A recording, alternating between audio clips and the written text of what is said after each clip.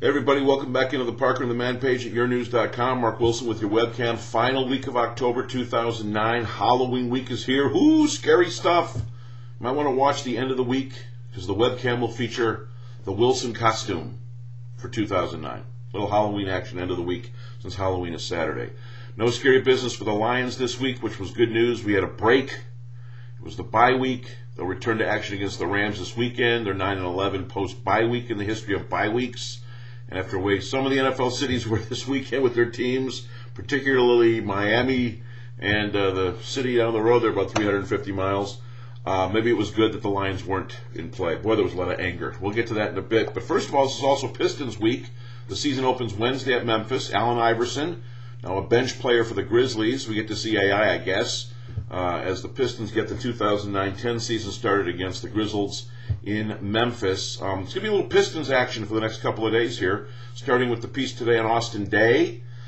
Pistons first-round pick out of Gonzaga from the Zags. Austin Daye, whose daddy played in the NBA. Darren Daye was a player for a couple, three teams in the NBA in the 80s. And so a little legacy for Austin. And, of course, he starts the season on a suspension after the fight with former Piston Carlos Delfino, now the Bucks, in the exhibition games. So, kind of an interesting story. Always interesting stories. Anytime a kid gets into the NBA and he's a first-round pick, they got something going on. So, the kid from California. Featured today, yournews.com on the Parker and the Man page in my column, Austin Daye. So, check all that out as we get a little closer to the Pistons season opener. Back to the NFL, the Bengals yesterday. Boy, is there some anger in Chicago over the way Lovie Smith, Rod Marinelli, and those Chicago Bears just tanked it in Cincinnati. I wrote the fact that I thought it was the best, most perfect half of football I've ever seen in my life. The way Cincinnati and Ocho Cinco and Cedric Benson, man on a mission against his former Bears team, just tore apart the Chicago defense. And two Wolverines on the Cincinnati defense, Leon Hall and Morgan Trent. I mean, Trent was a sixth-round pick out of Michigan, and he's playing a lot for Mike Zimmer's defense there in Cincinnati. So Marvin Lewis did the job against Lovie Smith. Bengals won 45-10, and boy, did they look unbelievable. They look like a Super Bowl team against Chicago. I've never seen the Bears, as bad as the Bears have been, I've never seen maybe an NFL team, even the Lions, don't get rattled like that. I mean, that was just, Carson Palmer, 4 TD passes in the first half. It was 31-3 at the break. Cedric Benson finished with 189 rushing. Ocho Cinco over 100 yards catching. So about a perfect half. And how about the second half for New Orleans? I mean, the Saints marching in there in Miami, and the Dolphins had a 24-3 lead. And Drew Brees looked like finally the first loss for New Orleans, but it wasn't to be, as the Saints came back and won that football game. So I checked a couple of those things out. Also, Laura Okmin was on the sideline. She did the sideline reporting for Fox in that Bears-Bengals game. We had the game here in Detroit. You could have seen it.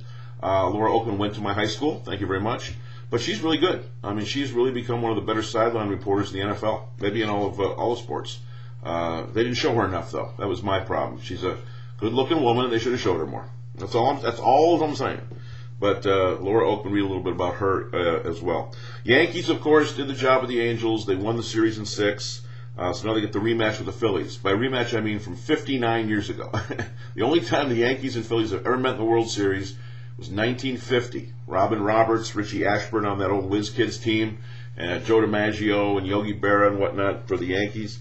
So the rematch in 1950. It'll be more in focus, more clear as we get closer to the start of the World Series, 2009 World Series. But the Yankees are back in, and see if they can win a World Series again. Their 40th World Series. You know who's second? The Dodgers. And they have, 18 less than the Yankees?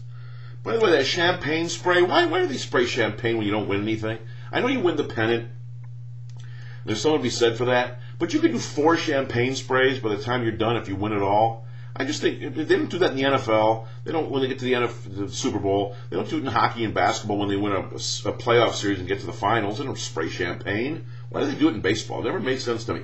Now, I wouldn't want to take 2006 away from the Tigers. It was a great moment. Kenny Rogers spraying the champagne around Comerica Park.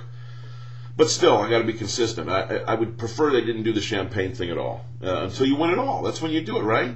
You just spray champagne. Maybe a Gatorade dump on the coach if you get to the Super Bowl or World Series or something.